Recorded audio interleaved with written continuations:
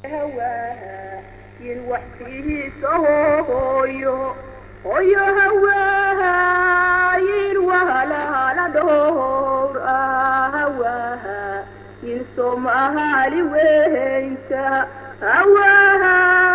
ينسومها لوينتا هواها ينسومها لوينتا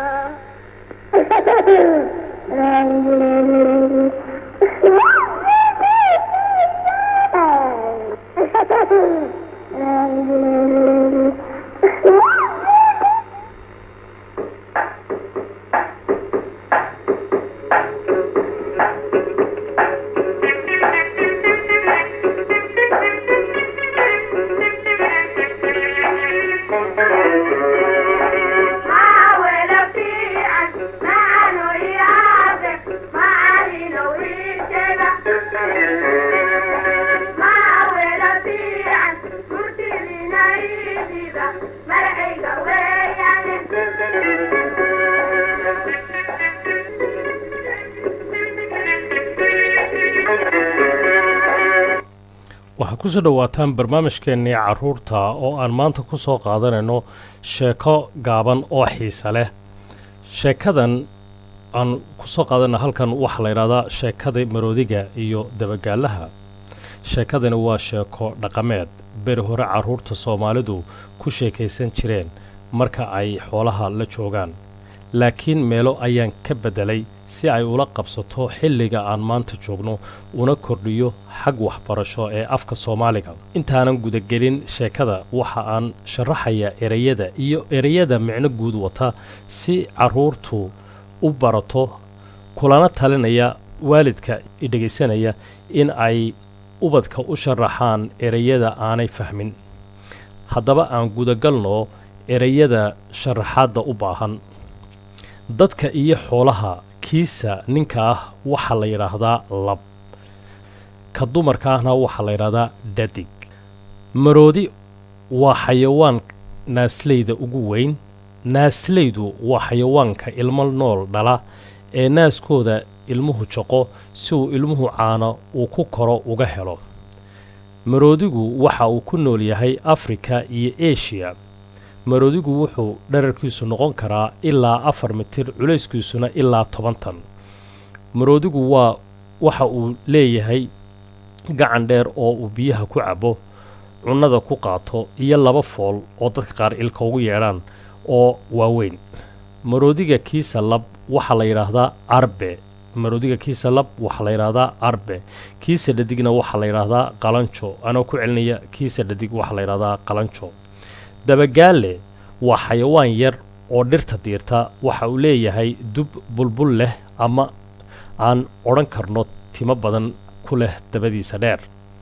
dubka dabagaalaha dherarkiisu waa inta u dhaxaysa 17 ilaa 19 sentimitir dubkani waxa uu dheelitiraa marka uu geedaha iskaga dhex boodayo dabagaalaha culayskiisu waa inta u dhaxaysa 200 ilaa 400 oo garaam geel waa mid ka mid ah xoolaha soomaalidu dhaqato geela kiisa labka ah waxaa la yidhaahdaa awr ama rati tadhadigna hal aan mar labaad ku celiyo waxaa la yidhaahdaa kalab awr ama rati tadhadigna hal geela kiisa carruurta ah kalab waxaa la yidhaahdaa nirig tadhadigna waxaa la yidhaahdaa nirig geela dherarkiisu waxa uu gaadhi karaa ilaa 2 mitir waxa uu noolaan karaa inta u dhaxaysa 40 ilaa 50 sano haddaba aan gudagalno sheekadii dhex martay maroodiga iyo dabagaalaha beri baa waxaa jiri jiray maroodi lahaa hal caana badan hashaas waxaa la odhan jiray cosob maalin maalmaha ka mid ah ayaa cosob luntay maroodigii ayaa meel kasta ka raadiyey hashiisii isaga oo aan weli cosob helin ayuu la kulmay dabagaalle geed dhinaciisa taagan maroodiga ayaa dabagaalihii ku yidhi dabagaalow aabbahay baa kaa dheer isaga oo la kaftamaya dabagaalihii wuu ka cadhooday hadalkaas maroodigii oo hadalkiisii sii wata ayaa weydiiyey dabagaalihii inuu meelahan ku arkay hashiisii cosob dabagaalihii ayaa si gaaban ugu jawaabay maan arag cosab maroodigii ayaa iska tegey dabagaalihii markuu arkay inuu maroodigii yara fogaaday ayuu isaga oo kor u dhawaaqaya ku yidhi maroodi maroodi maroodi cadhoole hashaadii cosab waa tan si uu uga cadhaysiiyo maroodiga maroodigii ayaa dib u soo noqday oo yidhi meeday cosab dabagaalihii ayaa ugu jawaabay waan iska ciyaarayay ee maan arag hashaadii maroodigii ayaa yidhi mar dambe haddii aad been ii sheegto intaan cag idhaahdo oo aan cag maroodi idhaahdo ayaan cagtayda hoosteeda ku gelin dabagaalihii ayaa ugu jawaabay intaan fidh idhaahdo oon aan fidh dabagaallo idhaahdo ayaan dhabarkaaga fuuli oon dubkayga gaska badan dhagahaaga ku xadantayn maroodiga ayaa iska tegey markuu in cabbaara sii socday ayuu maqlay cod leh maroodi maroodi maroodi cadhoole markii cod la sheego cadaadda ku meero hashaadii cosab waa tan maroodigii markuu intaa maqlay ayuu ku soo cararay dhinacii dabagaalaha maroodigii ayaa yidhi meeday cosab dabagaalihii ayaa ku yidhi waan kugu ciyaarayay maroodigii ayaa inta uu cadhooday yidhi intaan cag idhaahdo oon cag maroodi idhaahdo ayaan cagtayda hoosteeda ku gelinayaa markuu gaadhay halkuu taagnaa dabagaaluhu ayuu dabagaalihii ka hoos muruxsaday maroodigiina cagtiisii waa u la waayey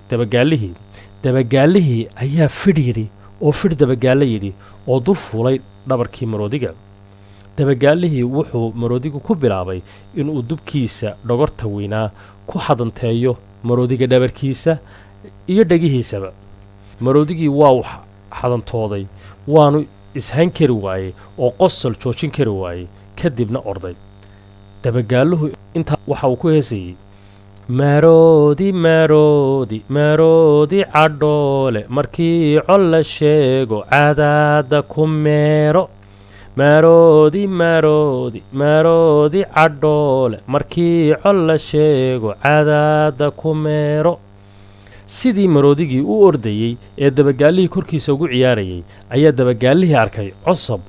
oo geed daaqaysa markaas ayuu maroodigii ku yidhi maroodi markii hore waan kugu ciyaarayee hashaadii cosab waa taa geedka daaqaysa dabagaalihii ayaa maroodigii ka booday kuna yidhi maalin dambe haygu odhan aabbahay baa kaa dheer markaan lugahayga yaryar ee dambe isku taago anaa adduunka oo dhan ugu dheere maroodigii waxauu yidhi dabagaalle maalin dambe kugu odhan maayo laakiin maanta aad ayaad iiga qoslisay waanad ku mahadsan tahay in aad ila hesho cosab oo aan aad u jeclay halkaas ayuu hashiisii ku kaxaystay dabagaalihiina cid dambe kuma odhan aabbahay baa kaa dheer carruureey maanta intaasi sheekadii haynoogu dhammaato iyadoo sheekadii intaasi inoogu dhammaatay waxaan ku soo gabagabaynaynaa barnaamijkeennan hees ku saabsan macallinka oo uu qaado maxamed mooge liibaan taasi oo uu carruurta ugu hambalyeynayay inay waddankooga ilaaliyaan iyaguna wax bartaan ku soo dhowaada heesta marka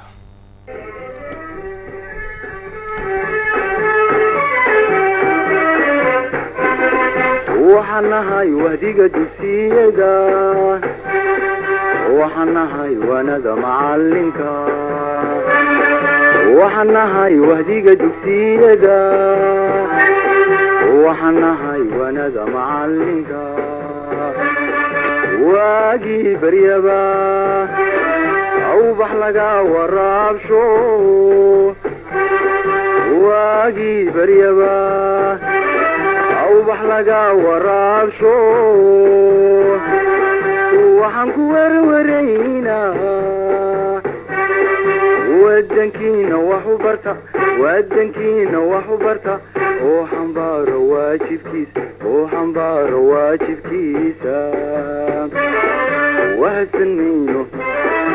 waaban mayno warwareegi mayno weecan mayno wahsan mayno waaban mayno warwareegi mayno weecan mayno guul wacan cadowka waabto nolol wanaagsan iyo barwaaqo nabad lagu wadaago akuwaaro wadankeenu guul wacan cadowka waabto nolol wanaagsan iyo barwaaqo nabad lagu wadaago akuwaaro wadankeenu waa wadnihii jirhkeenna waraabinay dhiigo aan ku ardiyeyna wadankeenu waa wadnihii jirhkeenna waraabinay dhiigo aan ku ardiyeyna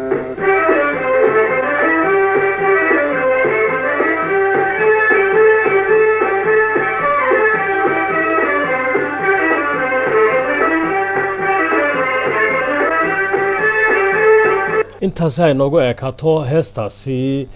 waddankeenna lagu waaninayo carruurta waxaana inoo qaadayay ilaahu naxariista jannaha ka waraabiye maxamed moogan liibaan heestaasina waxaa sameeyey abwaankii weynaa ilaahu naxariista isagana xasan sheekh muumin oo ahaa macallin weyn sidaasi iyo nabadgelyo